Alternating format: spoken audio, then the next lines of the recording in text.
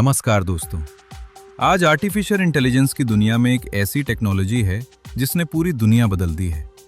Chat GPT, Gemini, Claude, DeepSeek, Llama और GitHub Copilot जैसे AI models इंसानों की तरह बात कर सकते हैं, सवालों के जवाब दे सकते हैं, कोड लिख सकते हैं और नई नई चीजें बना सकते हैं।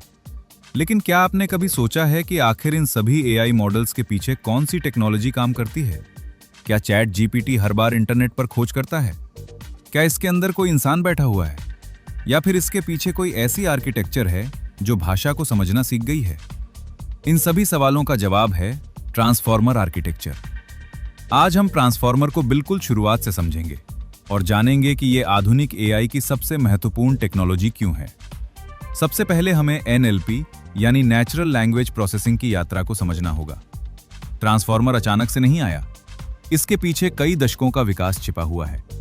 1990 के दशक में रूल बेस्ड सिस्टम्स का दौर था। उस समय इंजीनियर्स मैनुअली रूल्स लिखते थे और मशीन उन्हीं नियमों के आधार पर निर्णय लेती थी। इसके बाद स्टैटिस्टिकल एनएलपी आया। यहां मशीन बड़े डेटा से शब्दों की संभावना सीखने लगी। फिर डीप लर्निंग का दौर शुरू हुआ और आरएनएन यानी रिकरेंट न्यूरल नेटवर्क सामने आए। आरएनएन का तरीका बहुत सरल था। वो सेंटेंस के शब्दों को एक एक करके पढ़ता था। उदाहरण के लिए, यदि सेंटेंस है आई लव लर्निंग एआई, तो आरएनएन पहले आई पढ़ेगा, फिर लव, फिर लर्निंग और अंत में एआई। लेकिन यहां एक बड़ी समस्या थी। यदि सेंटेंस बहुत लंबा हो जाए तो मॉडल शुरुआती जानकारी भूलने लगता था। इसे लॉन्ग टर्म डिपेंडेंसी प्रॉब्लम कहा जाता है। इस समस्या को हल करने के लिए LSTM और GRU मॉडल्स विकसित किए गए। इन मॉडलों ने मेमोरी को बेहतर बनाया, लेकिन फिर भी एक बड़ी समस्या बनी रही। वे अभी भी सीक्वेंशियल थे, यानी एक समय में केवल एक शब्द को प्रोसेस करते थे। इससे ट्रेनिंग बहुत धीमी हो जाती थी।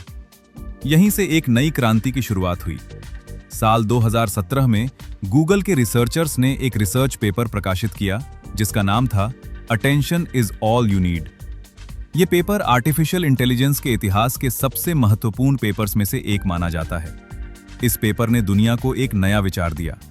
उन्होंने कहा कि हमें आरएनएन या LSTM की आवश्यकता नहीं है, हमें केवल अटेंशन की आवश्यकता है। और यहीं से ट्रांसफॉर्मर आर्किटेक्चर का जन्म हुआ। अब सवाल है कि अटेंशन क्या होता है? मान लीजिए आप ये सेंटेंस पढ़ते हैं, the animal didn't cross the road because it was tired. यहां इट किसके लिए इस्तेमाल हुआ है? रोड के लिए या एनिमल के लिए? हमारा दिमाग तुरंत समझ जाता है कि इट एनिमल को रेफर कर रहा है। ऐसा इसलिए क्योंकि हमारा ध्यान सही शब्द पर जाता है। इसी अवधारणा को अटेंशन कहा जाता है।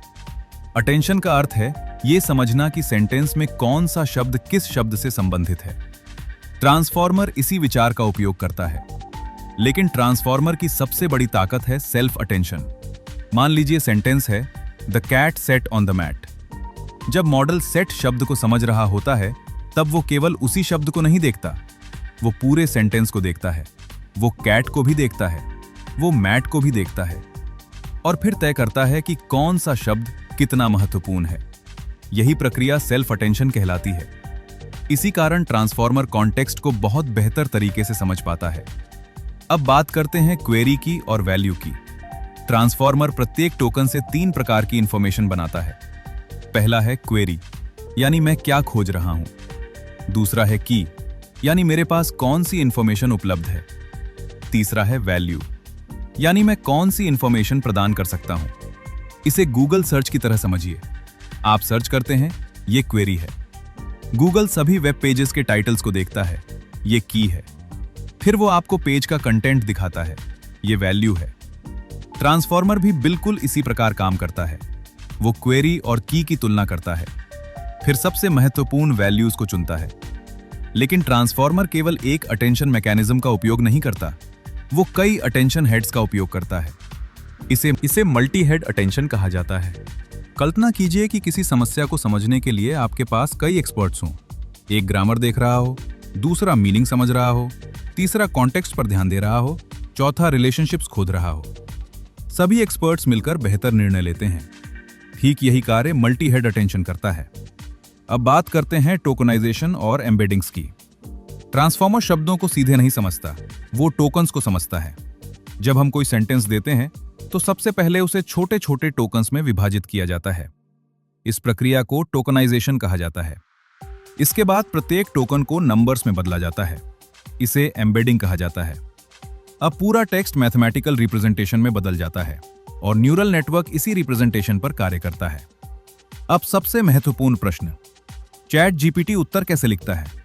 मान लीजिए हम प्रॉम्प्ट देते हैं आर्टिफिशियल इंटेलिजेंस इज, अब जीपीटी अगला शब्द प्रिडिक्ट करता है, संभवतः ट्रांसफॉर्मिंग। अब सेंटेंस बन जाता है आर्टिफिशियल इंटेलिजेंस इज ट्रांसफॉर्मिंग। फिर मॉडल अगला शब्द प्रिडिक्ट करता है, संभवतः द, फिर अगला शब्द संभवतः वर्ल्ड, और यह प्रक्रिया लगातार चलती रहती है। इसे नेक्स्ट टोकन प्रिडिक्शन कहा जाता है। यानी जीपीटी वास्तव में भविष्य का अगला टोकन प्रिडिक्ट करता है। यही कारण है कि वो पैराग्राफ्स, आर्टिकल्स, ईमेल्स और कोड तक जनरेट कर सकता है। अब समझते हैं कि चैट जीपीटी इतना शक्तिशाली क्यों है। पहला कारण है पैरेलल प्रोसेसिंग। ट्रांसफॉर्मर हजारों टोकन्स को एक साथ प्रोसेस कर सकता है। दूसरा कारण है लॉन्ग कॉन्टेक्स्ट अंडरस्टैंडिंग। ये लंबे डॉक्यूमेंट्स और कॉन्वर्सेशंस को समझ सकता है। तीसरा कारण है स्केलेबिलिटी। इसे अरबों पैरामीटर्स तक बढ़ाया जा सकता है। चौथा कारण है ट्रांसफर लर्निंग। एक बार सीखने के बाद ये अनेक प्रकार के टास्क्स कर सकता है।